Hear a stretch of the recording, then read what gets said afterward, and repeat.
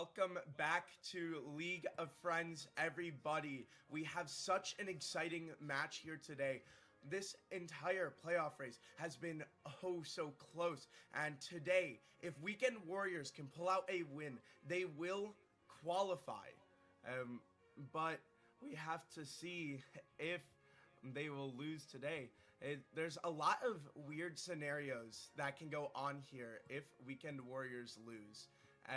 And Zesty can qualify, Femboyettes can qualify, and other teams as well. It's going to be really interesting to see what happens today. I am your caster, Shadow Dweller, and I'm joined here by Mazvera. Welcome in, Mazvera. What are you most excited for today? Well, I'm very curious to see how the top lane matchup is going to pan out, because we've got two top laners with a certain reputation on the server. On one side, we've got Spoopid, who has been heading his team and is known for his Volibear. We'll see if he gets his mittens on that this game. Whereas on the other side, we have XD, known for his atypical top lane picks. He's got two main ones, being the Aurora and the Gnar, and after that, all the shenanigans come in with a boatload of other things. Other fun details are obviously the junglers going up, and for Happy the King, it's been a bit of a roller coaster on his solo queue I have recently seen. Whereas for the opposition team, their jungler has been a steady Eddie, as we like to call. Furthermore, it's very clear that these teams have got some former players playing together, which is always fun to see, and always sad to see for some part. We also have a sub on one of the teams because their main player could not make it. So we will have T1 Kala subbing in for the Hobos. Other than that, it's going to be very interesting, and I'm looking forward very much to see what they will be cooking up in the draft, because the draft will be one very important part for the game between these two teams. Yeah, going to be really interesting to see, especially what they do with the substitute coming in. You gotta wonder how much practice have they put in with their substitute. Sometimes teams and players like to mainly focus on, hey, we gotta get as much practice with the starters as possible and hope the subs don't have to come in. Other teams do practice a lot with the substitutes. So I'm really going to be looking at the sub here to make his name known and make a statement here. If there's any time to make a statement, it's now. And so this will be such a big game for Kala. It most certainly will. I have been able to dig up that Kala has been in for a scrim, so he's got one scrim under his belt, and they scrimmed with the other team that will be playing later today, being the Zesty Esports. So it should be interesting. There should be some synergy, but it's always interesting what will happen afterwards. And what I always find very interesting to look forward to is during the draft, when you get a sub coming in, do you try and give that person a late round pick, being a counter pick, or do you draft early for them so that they can play on comfort, that they have no issue, that they are immediately put on comfort, and do you adapt the team around that, around your sub, or do you try to have your sub fill in a hole that your team already had? Going to be really interesting to see what they do. I know that if it was me, I'd personally go to a comfort pick at least in game one and just get my feet on the ground for this series. Such an important series here, as Weekend Warriors want to qualify for playoffs here. But and the thing is that Hobos are going to be playing spoiler for them, and so you have to be oh so careful, because it is a best of three. You do have that buffer, but if you have a really bad game one, it may be a little too late to bounce back in game two if your mental is shot. And so that's why I think it's important to go with what you know, go with what you're comfortable with, and just get a feel for playing with the team. You mentioned he's done a scrimmage with the team, but maybe that's not enough. I'm also going to be looking to see what the jungler does for this team. Uh, Looking at Vanity to see, is Vanity going to be going and ganking mid a lot, trying to help Kala get ahead, feel more comfortable? Or is Vanity going to say, Kala, you can play on your own. I trust you. Go out there and win the 1v1. And maybe Vanity goes and helps top lane or bot lane or focuses on farming or objectives. The rank matchup for Private versus Kala is Emerald 3 to Emerald 2. So the skill levels are about the same. So it's going to be interesting to see if Kala can hold his own. Yes, it will be very interesting to see, and I think that the draft will tell us a lot about what the plan is for that team. Because we can, if you have looked at Vanity's playstyle and specifically the champions that he plays either one of two sorts. He either plays a champion that relies heavily on its level 6 and therefore will wait and basically leave the laners alone and then try and impact as soon as they hit level 6. Or he plays a champion that will try and gank on early, looking at the Zinzaos amongst the Gragas.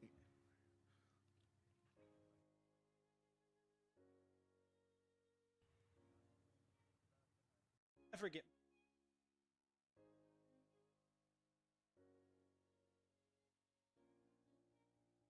It's probably one of his best champions as well.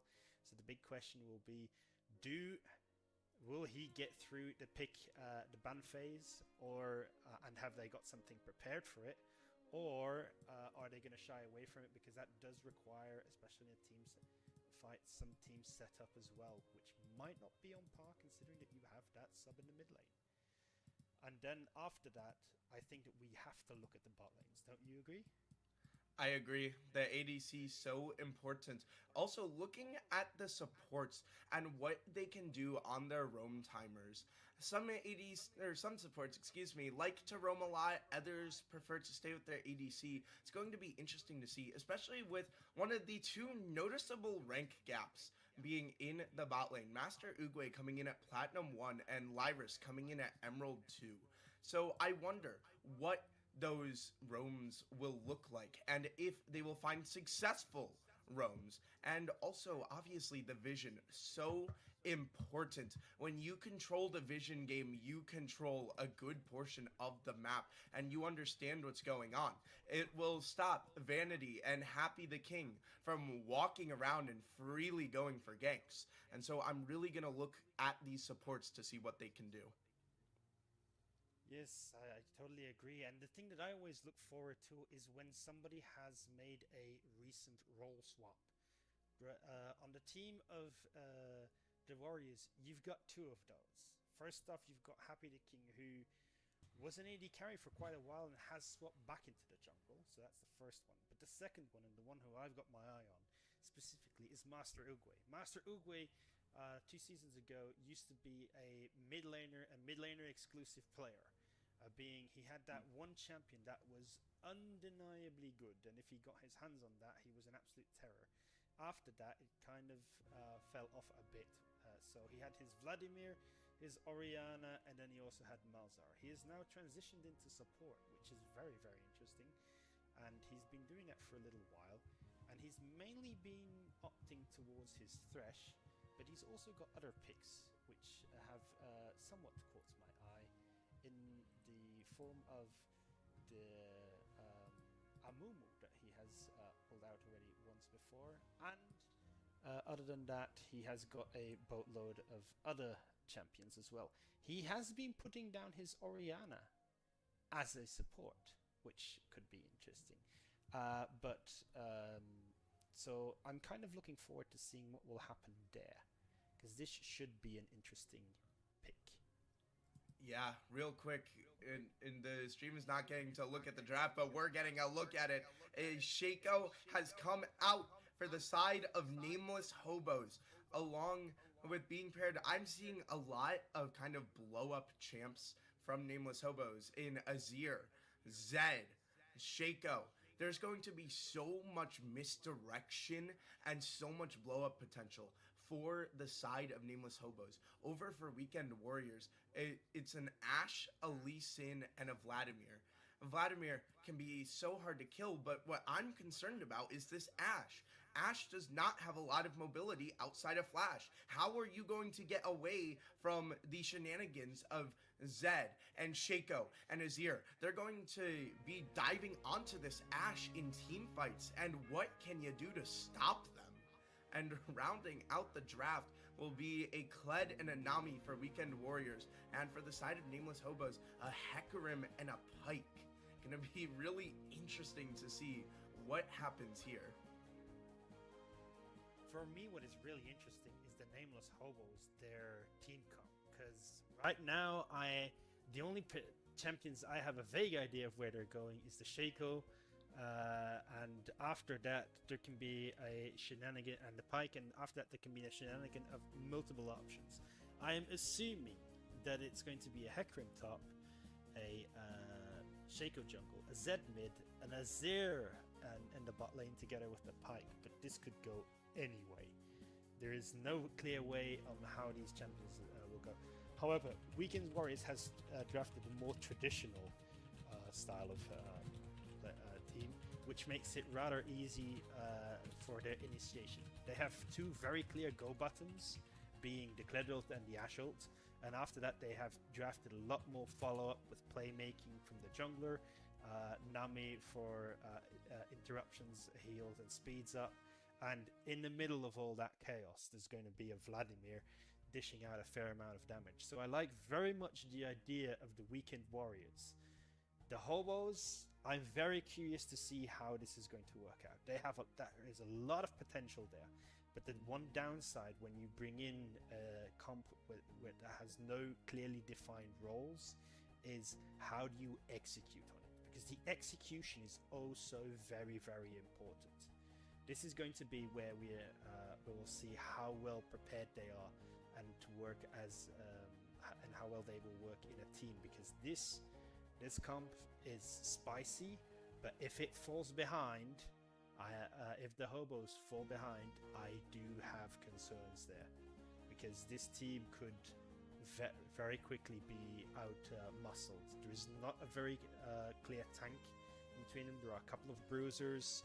You've got two, arguably three assassins, because the Shaco can go with a different variety of builds, and that will also show the intentions of what they want to do in team fights. But this is going to be a comp that it's going to be very interesting, but it has a lot of risk to draft something like that, and you need to have a lot of confidence in your teammates to be able to pull this off. You also are going to need a lot of coordination. This Azir, the shuffle, we know how strong it is, but you have to be careful. You do not want to whiff on the shuffle. You don't want to block off your teammate. It's going to also be interesting to see what the Shaco can do. I am excited to see this Nameless Hobos draft comp. I think it's incredibly clear what they want to do. They want to get onto the squishies, and they're just going to assassinate them in an instant. But for the side of Weekend Warriors, it's also a question of how do you keep this Ashe safe? Vladimir obviously plays more towards the front line, and you do have the Nami wave to try to buy the Ashe some time. You have the Kled ultimate, which can also be used to get the Ashe out of there. But as I mentioned, Ashe is so immobile, especially if she has to burn Flash during a bad time. She's going to be so susceptible to ganks. We know Shaco can be invisible, and it can be hard to stop him. And so I'm interested to see what Weekend Warriors do. Obviously, too, the Lee Sin kick will be good for keeping one person away, but with a composition like this, everyone's going in. It's not just one person you're kicking away. And so I wonder what the plan is, kind of protect the president for this Weekend Warriors team. Well, I think that the problem goes in both ways, because if Weekend Warriors comes out even, and I'm just talking about even from the laning phase, because I do expect the Hobos are going to have to do something, right? The same goes for the other side. With everybody going in, with Zed, with Shaco, with Pike going in, What happens if the front line of Weakened Warriors just collapses onto the Azir? The Azir is shrewd. He can shuffle once, but Lee Sin can go over that wall with his connect, and Vladimir, I'm uncertain, but if I'm not mistaken, he can actually go under the wall with his pool. So there is going to be an issue there as well. How do you keep the president, which is going to be the Azir? He's going to have to do the most amount of damage towards that front line in team fights. How do you keep him safe? Because he can reposition a tad, but again, it's going to be 1-2, and they're going to be on him. So, and the difference is, Ashe can go for a build where she can just use her ult as a setup and then see what happens afterwards. Azir doesn't have that flexibility in his build options. He's going to have to go for one very specific option, and that will be it. But by the looks of it, we are in game, and therefore, it's going to be interesting to see what's going to happen. All our questions will be answered coming up shortly. As we see now, maybe a bit of an invade. XD is still here. They get the vision on it, but hold on. Maybe a collapse. No, just going to be a little bit of early damage traded out on to Spoopid, excuse me. And yeah, I have never seen an Azir ADC. Really going to be interesting to see. But again, too, with how Azir plays, the problem is that he does have to go in. You're going to put your ADC in some danger. And so you do have to make sure that you have the follow-up to keep him safe when he goes in for the shuffle. And looking too into the mid lane. Hold on, we've got some early trading in the top lane. XD might have found Spoopid. It's going to go under the turret, but Spoopid will survive.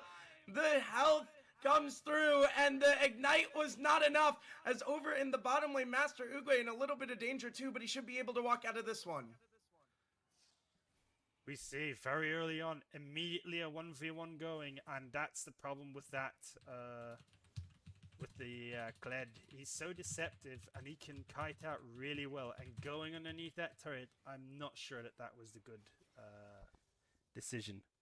So that's one thing that's very, very interesting to see. Not a good decision at all. We get into the end of that replay, but pay attention to the fact that this Hecarim does not have flash. If he had flash, it could have been a trade there. We see Spoopid almost burning down, but as you said, Kled is so deceptive. We know also he can hop back on his mount oh so quickly, given the right circumstances. And so what suddenly looks like a really good dive opportunity actually goes wayward really quickly, as Spoopid will actually go in. He's going to look for a second kill. He does have the level advantage, but XD should be able to walk out of this one after casting the W, and he will remain safe for now. We do see the junglers pathing down. We see the Lee Sin in the bottom, but never mind. Spoopid goes in again. XD overstepped, and he will start down 0-2. But over in the bottom lane, Master Uguay is caught out by the Pyke. But Lee Sin's here. Lyris has to get out of there. Crispy Chris is going to look to keep his support alive. But no, they can't. Abs King will pick up a kill on this Ashe. And early on, blood being spilled for the side of nameless hobos. And that means that the feats of warfare within 4 minutes have gone to the Warriors. What an excellent start, considering that they absolutely need this victory to make things really, really hard for the other teams. This immediately puts them into a beautiful position and will provide them with one of the 3 feats, with the 2 others being the objectives and obviously first turret.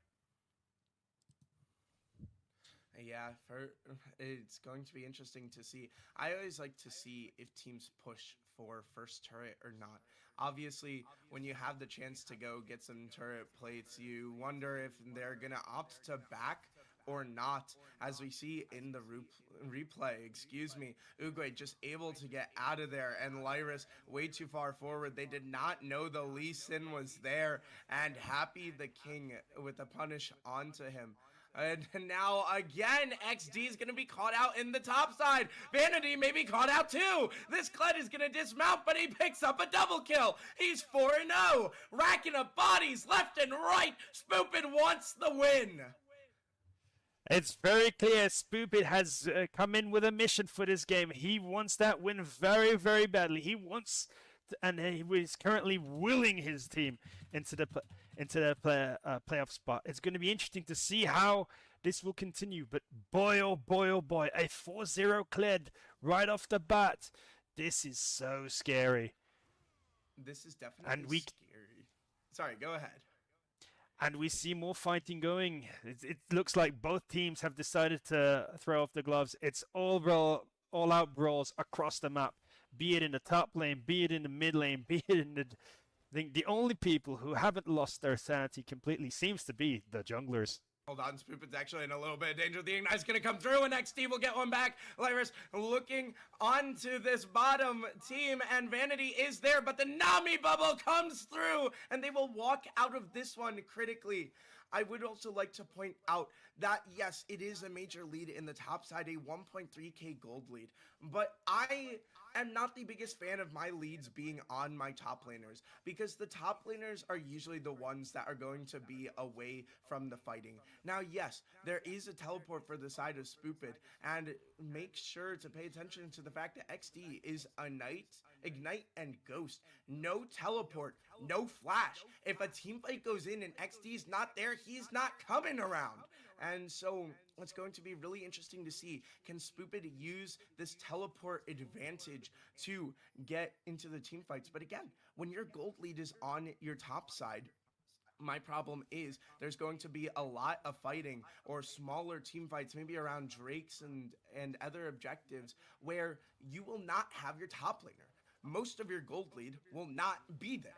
And now Vanity may actually be caught out. The Nami bubble goes in, and Happy the King is happy to go over the wall. And the Shaco gets the fear, but now Lyris looking to keep his jungler alive, and he will get there just in time. Crispy Chris, though, maybe going to take a little bit of damage here. Shouldn't be in too much danger. He's going to use his clone to get out. But now Zed going on to private.